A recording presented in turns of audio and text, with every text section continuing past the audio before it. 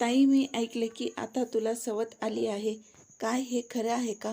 सुधाला प्रश्न विचारला. हो, कानावर तसं ऐकायला येत आहे, परंतु यात किती सत्य आहे हे तिथे गेल्यानंतरच कळेल. सुधा हलक्या आवाजात म्हणाली, आज मी माझ्या मुलांना घेऊन पुण्याला जात आहे. उन्हाळ्याच्या सुट्ट्या मुलांना लागल्या आहेत. विचार करत आहे की काही दिवस तिथे त्यांच्यासोबत राहूनच येते. ताई निराश होऊन बोलत होती. कोणताही उत्साह तिच्या बोलण्यात नव्हता. हो ताई, तू हे बरोबर करत आहे. काय माहीत ही अफवा असेल. लोकांना काही गोष्टीचं विनाकारण सत्य न जाणता काही पण बोलत असतात. जर हे सत्य पण असेल, तुम्ही तिथे गेल्याने काही होईल आणि मुलं पण खूप खुश होत आहेत वडिलांकडे जाण्यासाठी. सुधा खूप विचलित झाली होती. तिचे मन कशातच लागत नव्हते. तिचे वय 50 वर्षापर्यंत होते. ती जास्त शिकली नव्हती, परंतु ती तिचं घर आणि मुलांना खूप चांगल्या पद्धतीने सांभाळत होती. 3 वर्ष आधी तिचे पती अमित यांचे ट्रान्सफर पुण्याला झालं होतं. अमित तिथे एकटाच राहू लागला होता व इकडे त्याची पत्नी व मुलं त्यांच्या घरी गावाला राहत होते. तो आठवड्यातून किंवा 15 दिवसातून एकदा शनिवारी येत असे व सोमवारी परत आपल्या कामावर निघून जात असे. एकदा सुधा पण सुरुवातीला जाऊन आली, परंतु मागील 5-6 महिन्यापासून त्याचं घरी येणं खूप कमी झालं होतं व विचारले तर ते सांगायचे, ऑफिसचे काम जास्त आहे, त्यामुळे येणे जाणे होत नाही. सुधाने पण जास्त लक्ष काही दिलं नाही, परंतु जसं जसं वेळ जाऊ लागला सुधाला अमितचा बदललेला व्यवहार लक्षात येत होता व तिला आता शंका उत्पन्न होत होती. 2 मुलं होते त्यांना, रितिका व रवी, कॉलेजमध्ये शिकायचे. एक दिवस तिची जुनी मैत्रीण शिल्पाने तिला फेसबुकवर फ्रेंड रिक्वेस्ट पाठवली. तिला ती जवळपास 20 वर्षापासून भेटली नव्हती. लग्नानंतर गृहस्थीमध्ये सर्वजण असे लागून जातात की जिवलग मित्रसुद्धा सुटून जातात. शिल्पासुद्धा खूप जवळची मैत्रीण होती. तिला मोबाईल नंबरसाठी मेसेज आला होता. सुधाने तिला तिचा नंबर दिला व ते आता व्हॉट्सअप व फेसबुकवर बोलत असे. एक दिवशी शिल्पाने अमितसोबत एका मुलीचा फोटो तिला पाठविला. विचारले, ही मुलगी कोण आहे? तुझ्या पती अमितसोबत आहे. व काय नातं आहे? सुधाने फोटो पाहताच तिची पायाखालची जमीन सरकली. ही तर नेहा आहे, काकाची मुलगी, जी मागल्या वर्षी विधवा झाली होती. अमितने मला हिच्याबाबत कधीच काही सांगितले नाही. रघुवीर भाऊची मुलगी, अमितपेक्षा मोठे आहे व ते खूप सरळ साधे आहेत व अमितला ते खूप मानतात. सुधाने शिल्पाला म्हटले, मला तू मदत कर व याबाबत सर्व माहिती काढून दे, पण कोणालाच हे सांगू नको. तेव्हा शिल्पाने शोध लावला व सांगितले की मागील 5-6 महिन्यापासून अमितसोबत ही मुलगी राहत आहे व तिला मुलं पण आहेत. तिचे मूल इथे शाळेमध्ये शिकतात. ते दोघं नेहमी रेस्टॉरंट किंवा मग सिनेमा हॉलमध्ये दिसतात. हे सर्व ऐकून सुधाच्या पायाखालची जमीन सरकली. आजपर्यंत जे कानावर येत होतं त्यावरती शिल्पाने मोहर लावून दिली होती. सुधाचे पती ऑफिसच्या कामानिमित्त मुंबईला गेले होते तेव्हा शिल्पाने त्यांना सोबत पाहिले होते. ऑफिसचे बरेचसे लोक तेव्हा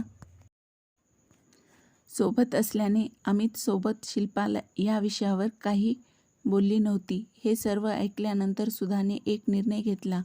दुसऱ्या दिवशी सुधा तिच्या मुलांना घेऊन पुण्यात पोहोचली. तेव्हा अमित घरी नव्हता व नेहा तिची पुतणी घरी होती. ती फॅन्सी नाईटी घालून होती. तिचे मुलं घरी नव्हते, ते शाळेत गेले असावे. ती सुधाला पाहून खूप दचकली व घाबरली. म्हणाली, काकू अचानक इथे? मला तर काकाने काही सांगितले नाही. मी माझ्या नवऱ्याजवळ येऊ शकत नाही का? तुला सांगितल्याशिवाय? तुला काही अडचण आहे का माझी? रागात सुधाने नेहाला म्हटले, नाही, तसं बिलकुल नाही. तुम्ही कधी पण येऊ शकता. मी तर यासाठी म्हटले की आधी माहीत असते तर मी जेवण व घर साफसूफ करून ठेवलं असतं. ते तर तू आता पण करू शकते. मी कुठे आताच परत जाणार आहे. जा, माझ्यासाठी चहा बनवून आण व मुलांसाठी काहीतरी खायला तयार कर. सकाळपासून उपाशी आहेत ते. हो काकू, तिने हेकडं तोंड करून म्हटले. परंतु सुधाने तिच्याकडे लक्ष दिले नाही. तिला म्हटले, नेहा, तुला किती मुलं आहेत? त्यावर ती म्हणाली, 3 मुलं आहेत. एक मुलगी 10वीत आहे, दुसरी मुलगी 8वीमध्ये आहे व लहान मुलगा 6व्या वर्गात आहे.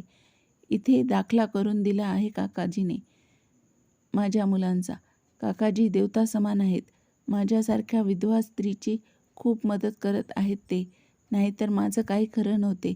त्यावर सुधा म्हणाली, याची खोली कोणती आहे? त्यावर ती म्हणाली, ती रूम साफ केलेली नाही. तुम्ही इथेच पलंगावर आराम करा. तोपर्यंत मी साफसफाई करून ठेवते. 2 दिवसापासून कामावर बाई आली नाही. ती घाबरत घाबरत म्हणाली. सुधा रागारागात उठली आणि सरळ त्या खोलीत गेली. मागे मागे नेहा येऊ लागली. तर तिला म्हटले, तू 1 कप गरम अद्रक टाकून चहा माझ्यासाठी बनवून घेऊन ये आणि सोबत बिस्किटसुद्धा घेऊन ये व मुलांसाठी सुद्धा काहीतरी बनवून घे. सुधाने त्या खोलीमध्ये जाताच सर्वीकडे बारकाईने बघितले. अमितला तर स्वच्छता पाहिजे आहे. मग ही रूम इतकी कशी काय अस्वच्छ आहे? ती जवळून एक एक गोष्ट बघू लागली. टेबलवरती माझा व मुलांचा फोटो लावला होता, पण तिथे आता फोटो दिसत नव्हता. ती संपूर्ण खोलीचे निरीक्षण करत होती. तिने कपाट उघडून पाहिले तर तिला धक्काच बसला. कपाटात नेहाचे कपडे होते. तिने पूर्ण कपाट आतमधून निरखून पाहिले.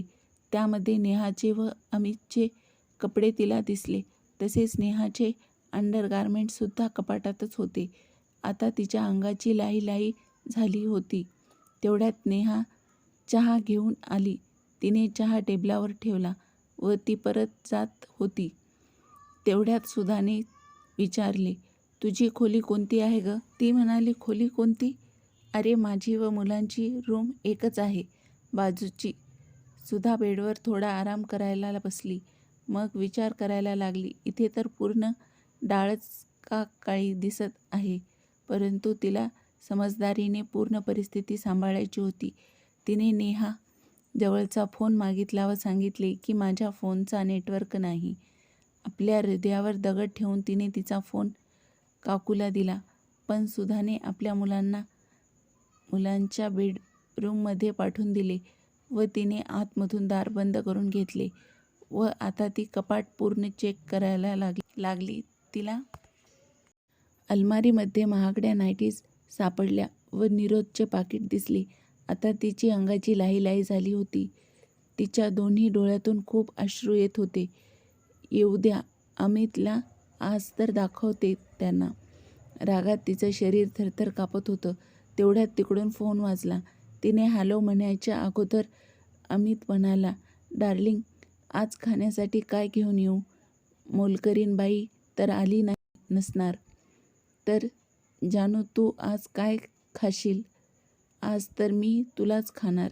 सुधा फोनवर जोरात ओरडली. तिकडून कोण?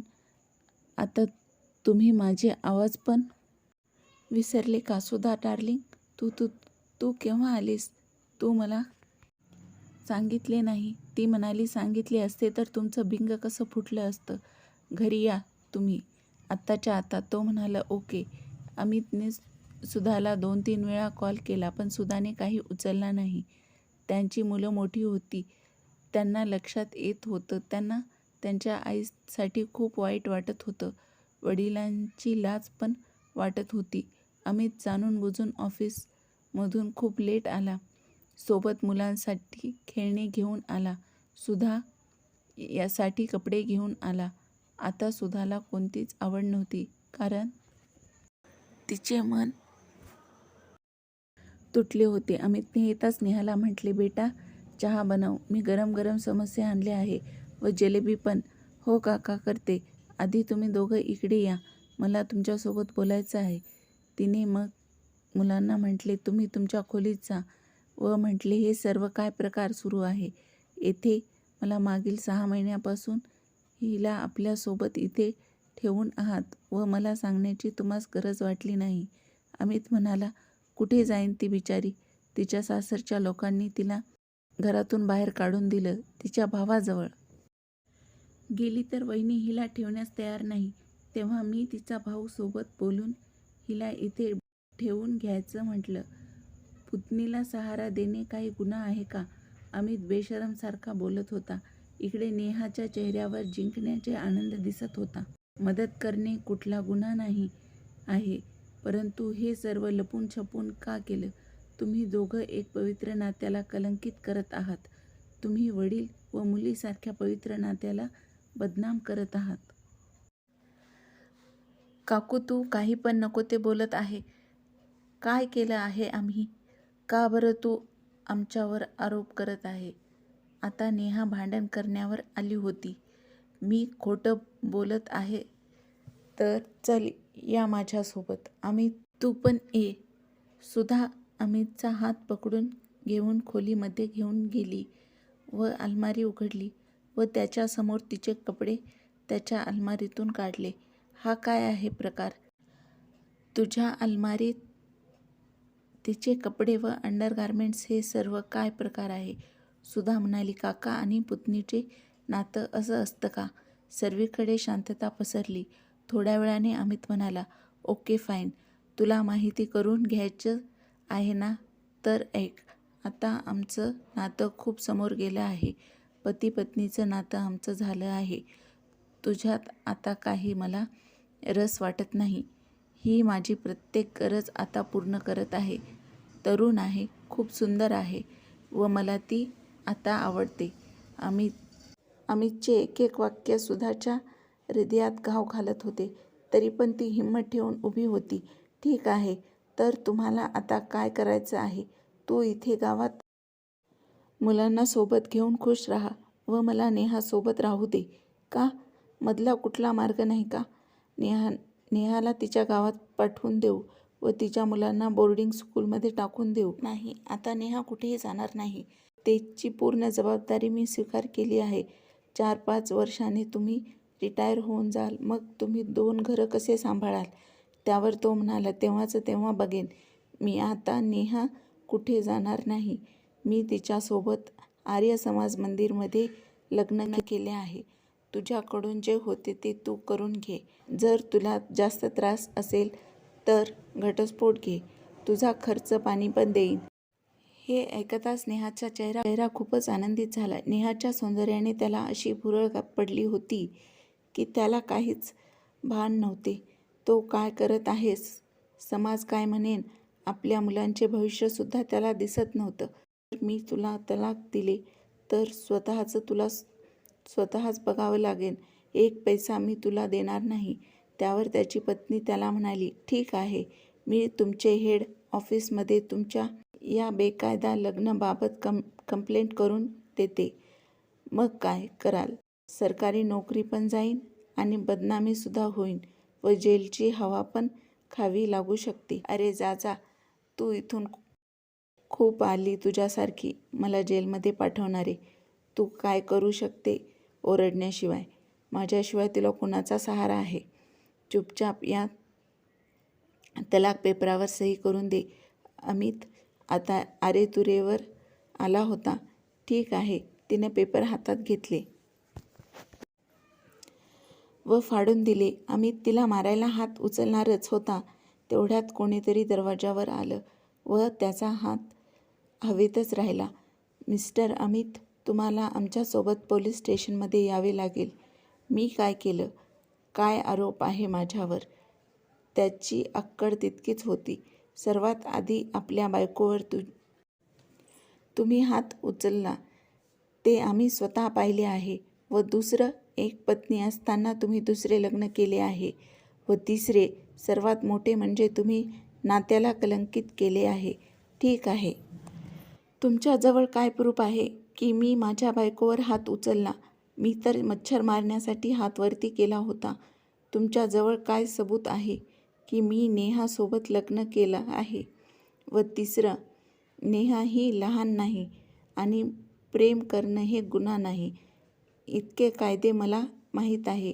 इन्स्पेक्टर साहेब, 1 मिनिट, तुम्हाला येथे कोणी बोलवले आहे?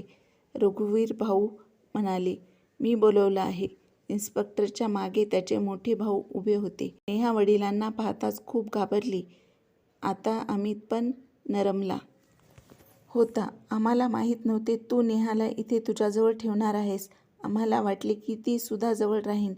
तुला मी किती दिवसापासून फोन लावत आहे, पण तुझा नंबर अस्तित्वात नाही असं म्हणत आहे. तेव्हा मी सुधाला फोन केला, तेव्हा मला तुझी ही करतूत माहिती पडली. ही माझी मुलगी कलंक आहे. व मोठे भाऊ नेहाला मारायला धावले. तेवढ्यात शिल्पाने त्यांना थांबवले. तिने इन्स्पेक्टरला त्याचे लग्नाचे फोटो व मॅरेज सर्टिफिकेट दिले व तेवढ्यात त्याच्या डिपार्टमेंटचे हेड पण तिथे आले व त्यांना त्याचे कारनामे माहिती पडले व त्यांनी त्याला लगेच सस्पेंड केले. आता अमित चांगल्याच अडचणीत सापडला होता. तो सुधाकडे रागात पाहत होता. नंतर त्याच्या मुलांकडे बघताच त्याची मान खाली गेली व तो इन्स्पेक्टरला म्हणाला, साहेब मला माफ करा.